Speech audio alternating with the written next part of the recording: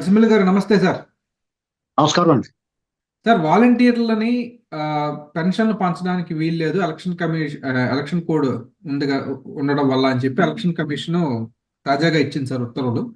దీని పట్ల అంటే వాలంటీర్ల వాట్సాప్ గ్రూపుల్లో కూడా రచ్చరచ్చ జరుగుతోందని అనుకోవాలి. దేనికంటే మొత్తం అంతా దీని తెలుగుదేశం మీద తోసే నెపం జరుగుతోంది.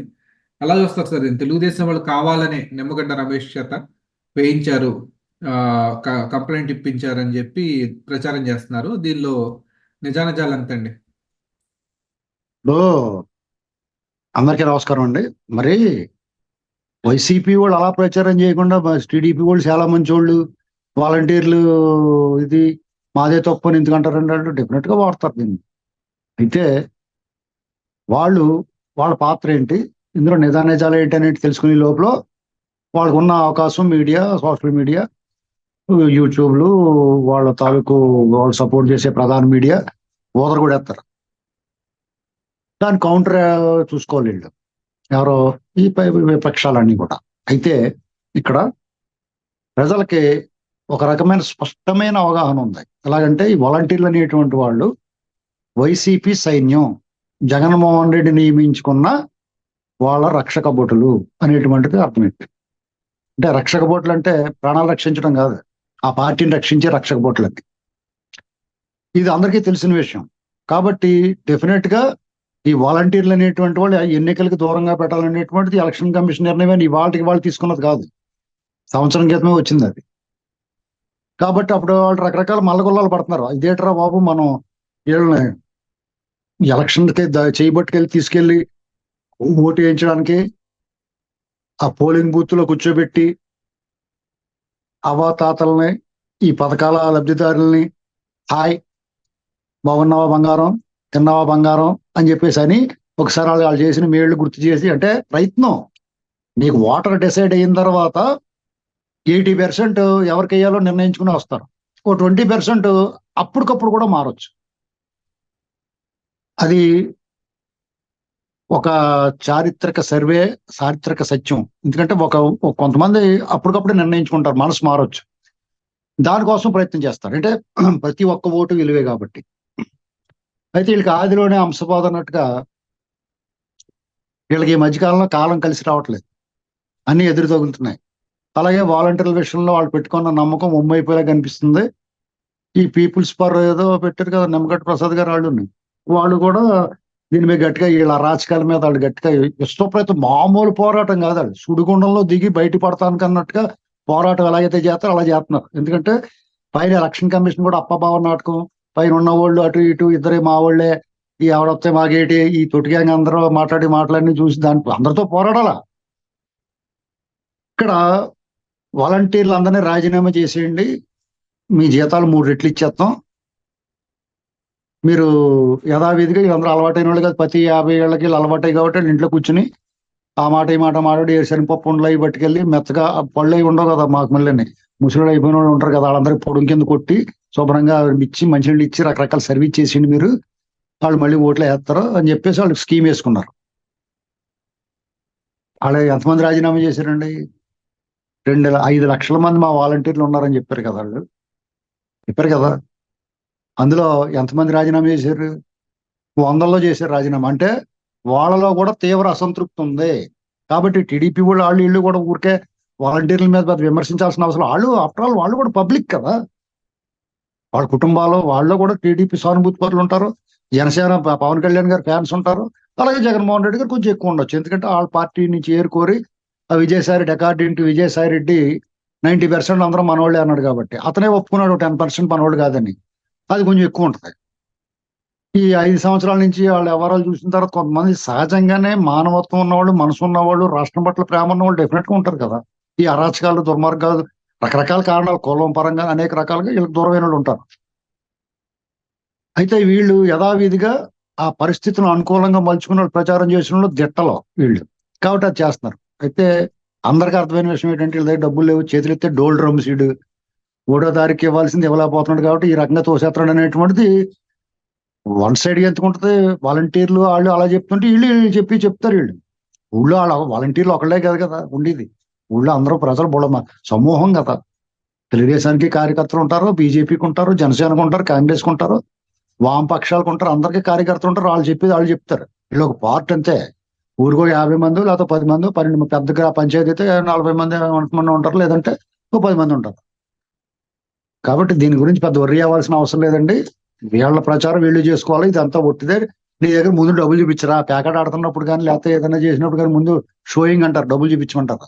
అలాగే నువ్వు ఈ గేమ్ ఆడుతున్నావు కదా, నీదంతా ఫౌల్ గేమ్ కదా, నేను నమ్మలేకపోతున్నావు, డబ్బులు చూపించు ముందు. నువ్వు ఇవ్వలేకపోతున్నావు, వీళ్ళ వల్ల ఇవ్వలేకపోతున్నావు అన్నావు కదా, ఫస్ట్ డబ్బులు చూపించు అని చెప్పి అడగాలి వీళ్ళు. అదే మాట మాట్లాడుతున్నారు వాళ్ళు. వైట్ పేపర్ రిలీజ్ చేయమంటున్నారు. ఈ డోల్ డ్రమ్స్ అయిపోయాడు. వాళ్ళ ఆదాయానికి దోపిడీ జేబులు కొట్టేస్తాను మాత్రం వాళ్ళు విరామం లేదు. అన్ని వాళ్ళ పనాలు చేసుకుంటున్నారు. ఇసుకలోను, మధ్యలోను, అప్పులు తెచ్చిన దాంట్లో దొబ్బేయటంలోను, ఎన్నాటిలోనూ వాళ్ళ పనాలు చేసుకుంటారు. సగం డబ్బు పక్కన తీసుకుంటారు, మిగతా సగం ఇలా చెప్తారు.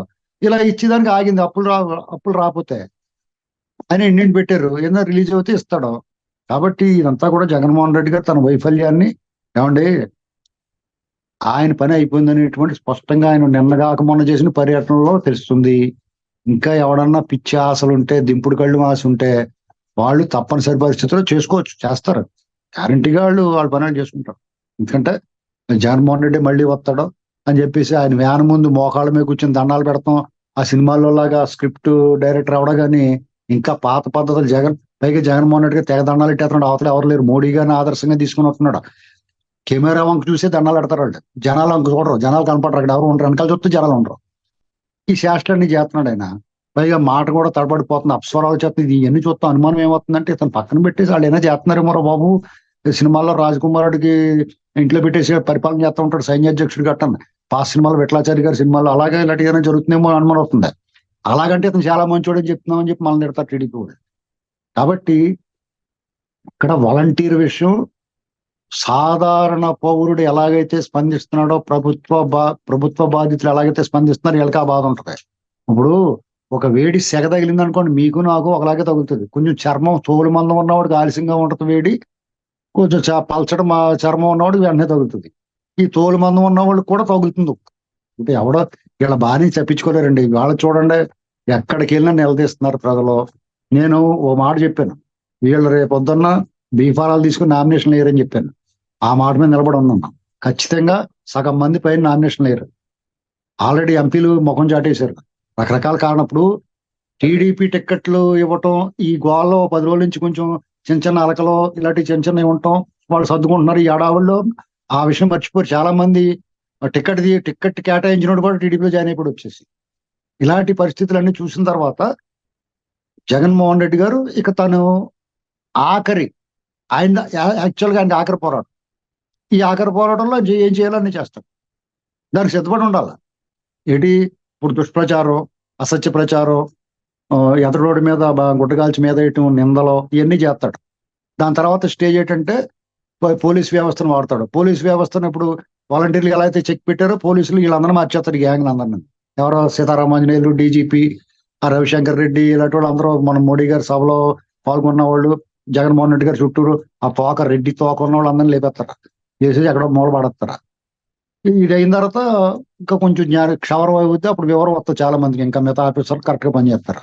ఇది నెక్స్ట్ స్టేజ్. 3వ స్టేజ్ ఏంటంటే వీళ్ళకి ఊపిరి ఆడినకుండా అష్టదిగ్బంధం చేస్తే అవినాష్ రెడ్డి అరెస్ట్ అవుతాడు. ఏం చేస్తారు? బాబాయ్ మర్డర్ కేసు లైన్ లోకి వస్తుంది. లేదా రఘురామకృష్ణరాజు గారు పిటిషన్ వేసాడు, బెయిల్ రద్దు చేయమని, అది విచారణకు వస్తుంది. తకామంది రద్దు చేసేసారు అనుకోండి, బెయిల్ ఏం చేస్తారు?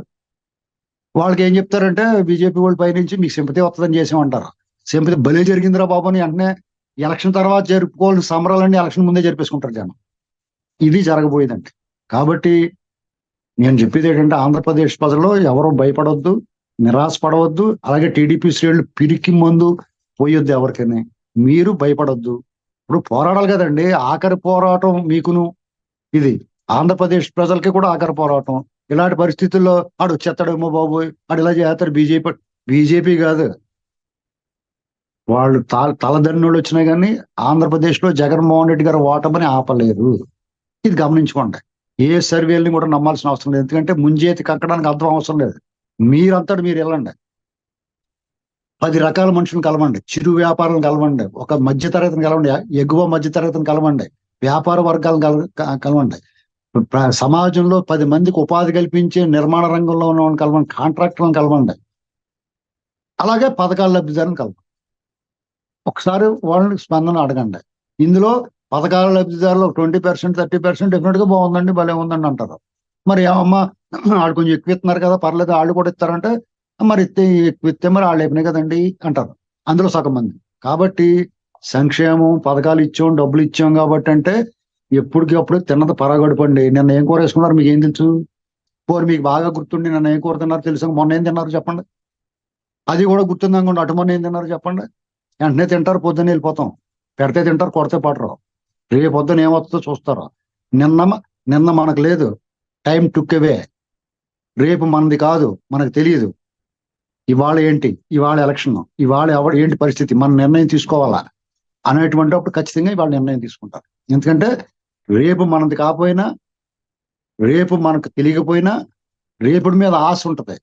వీళ్ళు 3,000 ఇస్తున్నాడు, చంద్రబాబు నాయుడు గారు 2,000 ఇచ్చాడు, దాన్ని 1000 చేశాడు, 1000 నుంచి 2,000 చేశాడు.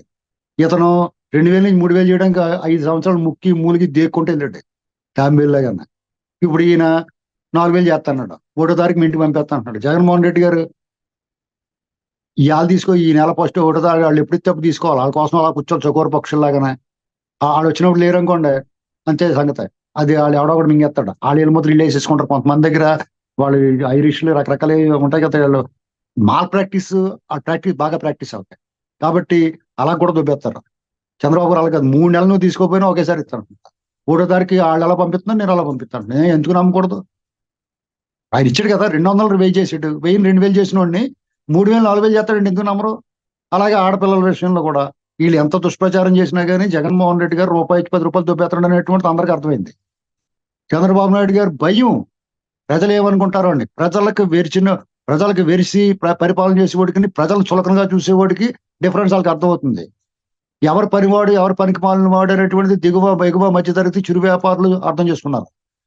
సమాజంలో లా అండ్ ఆర్డర్ విషయంలో ఎలైట్ పీపుల్ అందరూ కూడా ఈ బాబు ఈ దండుపాళ్ళు మేచిన మనం పడలేరు బాబు అనుకుంటున్నారు.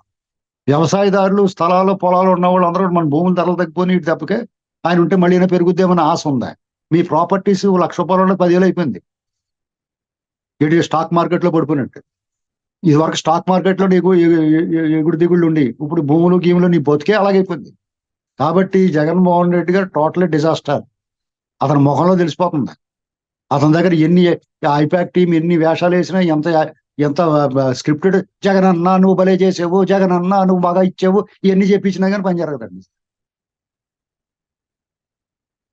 చూద్దాం సార్ మరి ఏమవుతుందో. ధన్యవాదాలండి.